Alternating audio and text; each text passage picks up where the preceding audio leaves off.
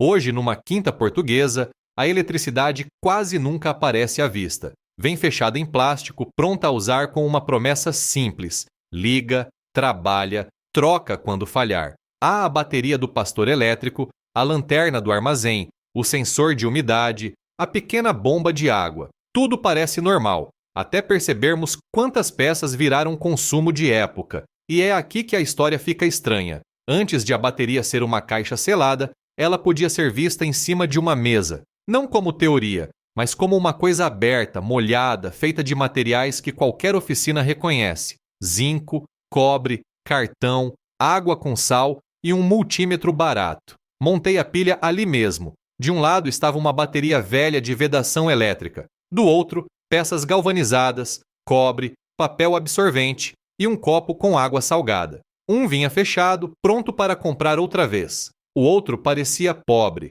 mas deixava ver tudo. A pilha de volta, descrita por Alessandro Volta em 1800, seguia esta lógica: placas de zinco e cobre separadas por cartão ou tecido molhado em água salgada, camada após camada. Não era magia antiga. Foi o primeiro aparelho que deu corrente contínua de forma estável. Antes disso, a eletricidade era faísca e choque curto. Com esta pilha, passou a ser algo que se podia medir. Mas a simplicidade engana. Se empilha cobre contra cobre ou zinco contra zinco, quase não acontece nada. Se o cartão seca, o número cai. Se fica molhado demais, a pilha perde força. A ordem tem de ser limpa: cobre, separador úmido, zinco. Depois outra vez cobre, separador úmido, zinco. Não fica bonito como um produto de loja, mas funciona quando o caminho está certo. Quando encostei as pontas do multímetro, não houve cena de filme. Não acendeu uma lâmpada forte,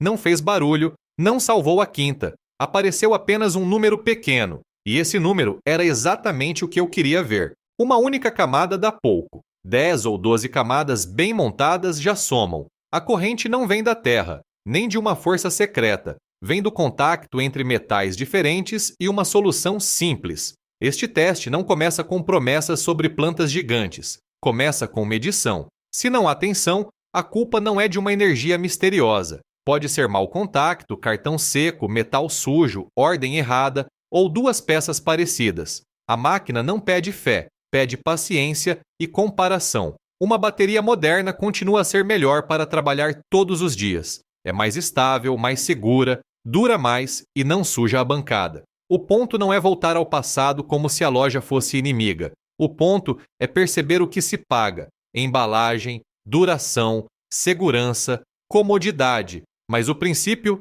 não pertence ao fabricante. Quando esse princípio volta para a mesa, muda a forma como olhamos para tudo o resto. Um sensor que falha já não é logo lixo. Uma pilha que morreu cedo demais já não é só azar. Um fio oxidado já não parece detalhe.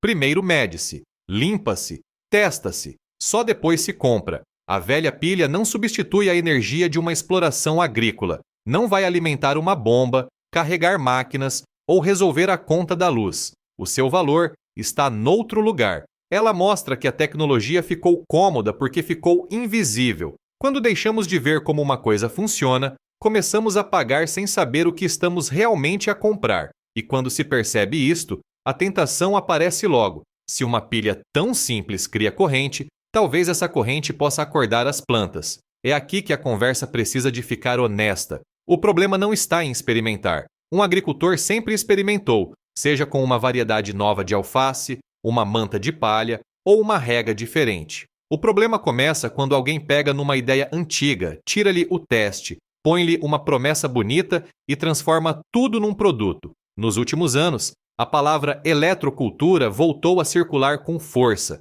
Fios de cobre enrolados, antenas espetadas na terra, vídeos com tomates enormes e frases do gênero: a natureza faz o resto. Há curiosidade verdadeira nisso, mas também há kits vendidos como se uma espiral resolvesse aquilo que solo fraco, pouca água ou má sementeira nunca deixaram resolver. A pilha de volta não pertence a esse teatro. Ela tem dois metais: separador úmido, um caminho fechado e um número no multímetro. Dá para medir, dá para falhar, dá para corrigir. Uma antena passiva de cobre enfiada na horta sem controlo já é outra conversa. Pode até ser um teste interessante, mas sem comparação limpa fica só uma história. Se a couve cresceu melhor, foi o cobre, a chuva, o composto ou apenas aquela leira já era mais fértil? Antes de ligar qualquer coisa a uma planta, eu prefiro separar 3 ideias. A primeira é a bateria antiga, real e verificável. A segunda é o uso controlado de eletricidade em experiências com pouca força, tempo marcado e condições iguais.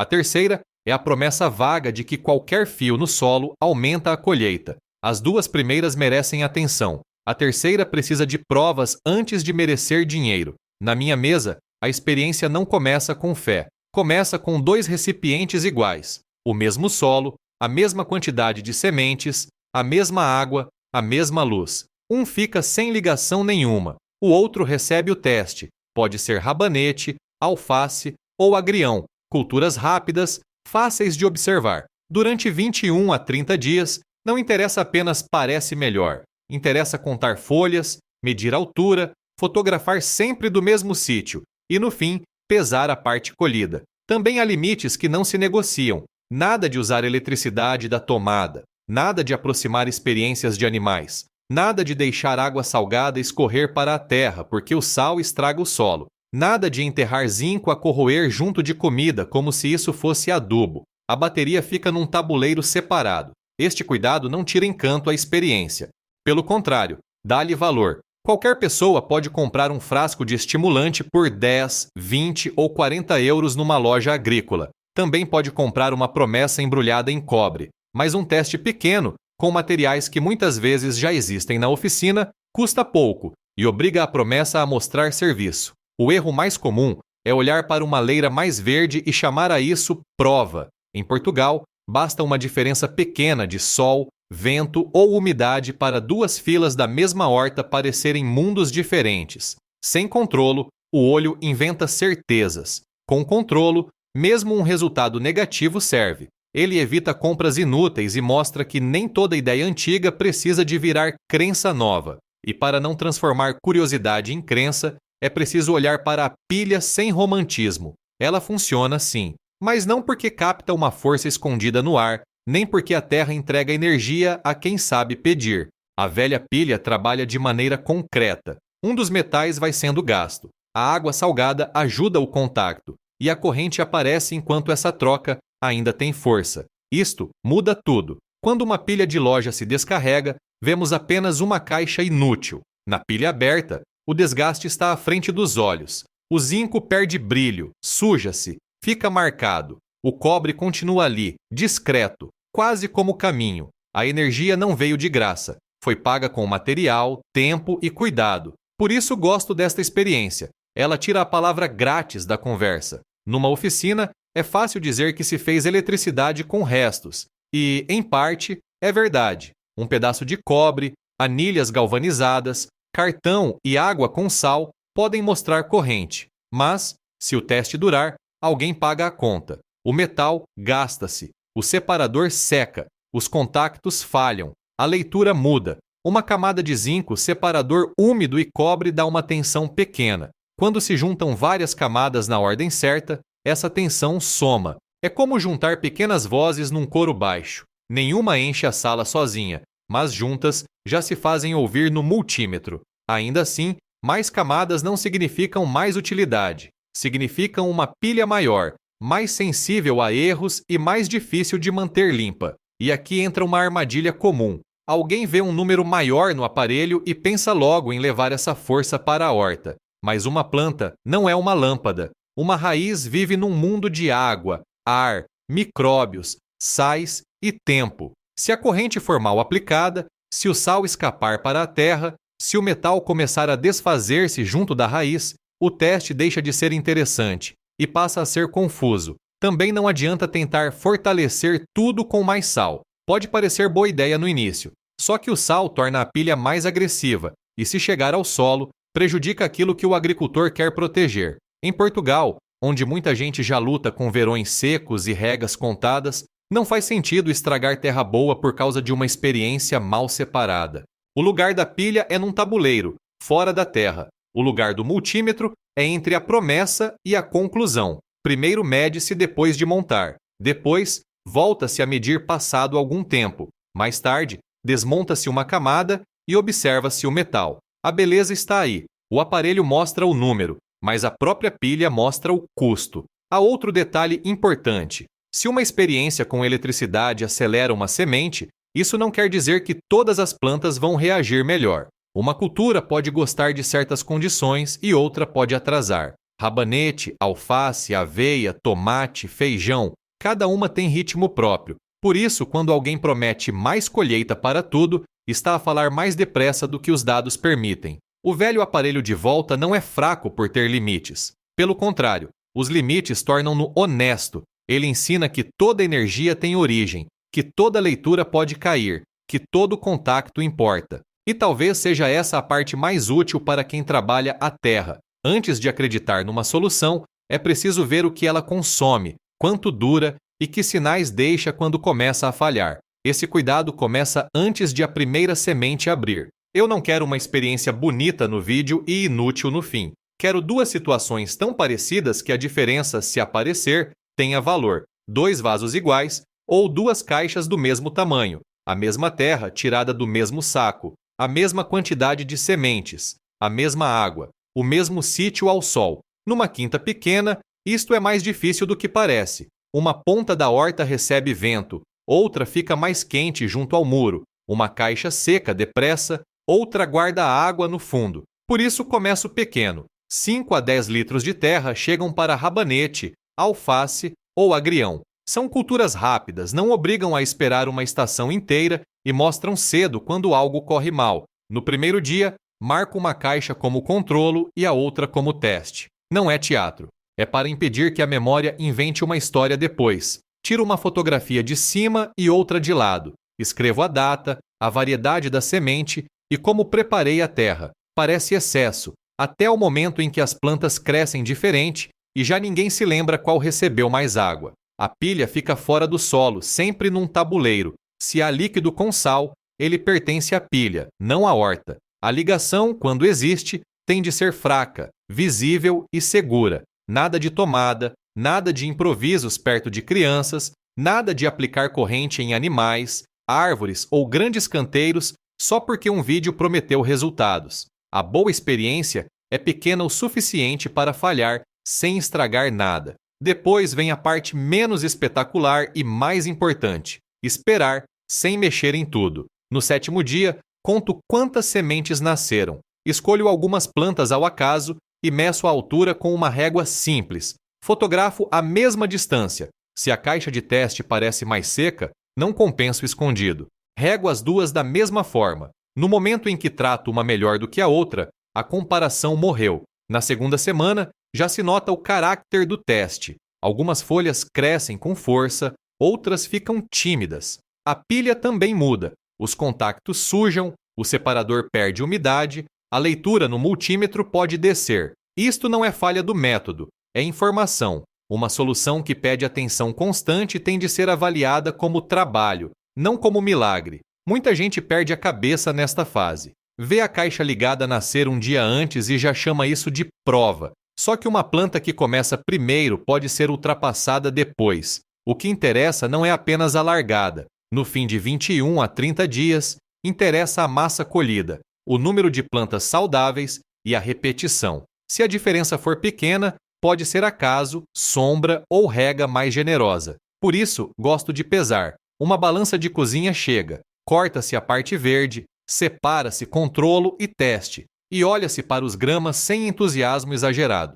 Uma diferença mínima não merece virar frase de anúncio. Uma diferença clara também não vira lei. Ela ganha apenas o direito de ser repetida. É assim que uma experiência simples deixa de ser conversa de comentários e passa a ser ferramenta, não para provar milagres na horta, mas para obrigar qualquer promessa a enfrentar 2 caixas iguais. Se nada muda, poupou-se dinheiro e tempo. Se muda, falta confirmar. E essa calma separa uma pessoa curiosa de uma pessoa fácil de vender. E a diferença aparece quando se põe dinheiro na mesa. Depois de um teste de 30 dias, o mais perigoso não é falhar. O mais perigoso é ver uma melhoria pequena e correr para aumentar tudo. A horta não perdoa entusiasmo mal contado. Um vaso mais verde pode dar vontade de comprar cobre e ocupar metade do canteiro, mas uma quinta não se gere com vontade. Gere-se com repetição, tempo e contas simples. Se a diferença entre controlo e teste fica quase igual, eu trato isso como ruído. Pode ter sido sombra, semente mais forte, um canto com mais umidade. Não se escala, guarda-se o registro e segue-se. E esse resultado tem valor. Evita comprar uma bobina especial, um frasco de estimulante ou um kit milagroso por 30 ou 40 euros. Se a diferença aparece, mas ainda é pequena, a conversa muda. Talvez haja ali um sinal, talvez não. Nesse caso, repete-se. Não se muda a cultura, a terra, a rega e a montagem ao mesmo tempo. Muda-se uma coisa de cada vez, ou não se aprende nada. Um bom teste não tenta provar que tínhamos razão. Tenta descobrir se a razão aguenta outra volta. Só quando o ganho é claro e volta a aparecer é que merece sair da caixa pequena. Mesmo assim, não vai para a horta inteira. Vai para uma faixa curta, talvez 10% da área. O resto continua normal. Se a ideia falhar, perde-se pouco. Se funcionar, ganha-se confiança. Isto é agricultura prática, não aposta de casino. Também é preciso contar o trabalho. Muita coisa parece barata porque só olhamos para os materiais. Sal, cartão, metal e fios quase não pesam no bolso, mas se a pilha exige limpar contactos, umedecer separadores, corrigir ligações e verificar leituras, esse tempo entra na conta. Uma solução que poupa 5 euros e rouba 4 tardes não é sistema. Num quintal com 100 metros quadrados, é fácil gastar 25, 35 ou 50 euros por época em estimulantes e promessas para a raiz. Às vezes ajudam, às vezes não fazem diferença. O teste trava a compra automática. Antes de aplicar em tudo, 2 caixas, 3 ou 4 semanas, balança de cozinha e registro. Se não houver ganho, o dinheiro fica no bolso. Com árvores de fruto, a prudência tem de ser maior. Ninguém deve ligar uma bateria caseira a uma laranjeira, a uma oliveira ou a uma vinha como se estivesse a tratar uma doença. Aqui, a lição é outra. Comparar antes de comprar. Talvez a palha no solo, a rega certa e o composto valham mais do que uma garrafa cara de ativador. 10 árvores com produtos de 5 a 12 euros cada já viram uma despesa séria numa exploração pequena. A mesma lógica vale para a eletrônica da quinta. A pilha antiga não substitui uma bateria de pastor elétrico, nem alimenta uma bomba, mas ensina a olhar para contactos e ligações fracas. Às vezes, antes de deitar fora um sensor ou comprar outro bloco, basta medir, limpar e apertar. Estas pequenas decisões podem valer mais do que a própria experiência com plantas. No fim das contas, há 3 moedas na bancada: euros, horas e repetição. Se falta uma delas, o método ainda não está pronto para crescer. Se poupa dinheiro, mas exige cuidado sem fim, fica pequeno. Se parece funcionar uma vez, mas não repete, fica em observação. Se dá resultado claro, com pouco trabalho e sem compras cegas, então começa a merecer espaço fora do ensaio. E quando uma ideia começa a merecer espaço, ainda não merece obediência. Esse é o ponto que a pilha antiga deixa na bancada. Ela não pede que se abandone o moderno. Não diz para trocar ferramentas fiáveis por invenções frágeis. Ela faz uma coisa mais incômoda. Obriga a olhar para cada promessa antes de abrir a carteira. Como bateria, funciona. Como aula prática, funciona ainda melhor. Como receita universal para colheitas maiores, não chega. E isso não diminui o valor da experiência. Pelo contrário, limpa-a. O que resta é mais forte do que uma promessa de feira. Um método para separar aquilo que se mede daquilo que apenas soa bem. O agricultor português conhece bem este terreno. Uma época seca muda tudo. Uma semana de vento quente muda tudo. Um saco de composto diferente muda tudo. Por isso, qualquer produto que prometa resolver a horta inteira sem comparar, sem pesar, sem repetir, está a pedir confiança demais. Pode ser uma garrafa, um fio de cobre, uma bateria, um pó para a raiz ou uma tecnologia com nome bonito. A pergunta é sempre a mesma. Passou no meu teste? A velha pilha ajuda porque é humilde, mostra corrente, mas também mostra desgaste. Dá um número, mas obriga a ver contacto, umidade e metal gasto. Não esconde a sua fraqueza. Uma solução industrial muitas vezes faz o contrário. Aparece lisa, fechada e pronta, como se o trabalho de pensar já tivesse sido feito por outra pessoa. É aqui que o experimento deixa de ser sobre zinco e cobre, passa a ser sobre decisão. Antes de gastar 30 euros num estimulante, 2 caixas pequenas podem dizer muito. Antes de comprar outro acessório para a horta, um teste simples trava a pressa. Antes de deitar fora um aparelho, o multímetro pode mostrar se o problema era só um fio oxidado. Não é romantismo, é autonomia miúda daquelas que se acumulam época após época. Também há uma armadilha no lado oposto. Ver os limites da pilha e concluir que tudo isto é inútil seria tão pobre como acreditar em qualquer milagre. O valor não está em vencer a ciência moderna, está em voltar a praticá-la com as mãos, medir, comparar, esperar, repetir, aceitar quando não muda nada, avançar devagar quando muda. Uma exploração mais independente não é aquela que compra menos por teimosia, é aquela que sabe o que vale a pena comprar. Compra a bateria certa quando precisa de estabilidade. Compra uma boa ferramenta quando poupa trabalho. Compra sementes melhores quando o teste mostra a diferença, mas recusa pagar por medo, moda ou promessa sem prova. A pilha de volta continua pequena em cima da mesa. Não alimenta a quinta. Não substitui o solo vivo, a rega certa, a poda bem feita. Mesmo assim, ela toca num ponto maior do que o seu tamanho. Lembra que muitas dependências começam quando deixamos de perguntar como algo funciona. Antes da próxima compra, seja um frasco, um kit, uma bateria ou uma tecnologia secreta, vale fazer a pergunta de modo simples. Consigo testar isto em pequeno, com controlo, em menos de um mês, antes de aplicar em tudo? Se a resposta for não, talvez a urgência não venha da horta. Talvez venha de quem quer vender antes que alguém pegue no multímetro.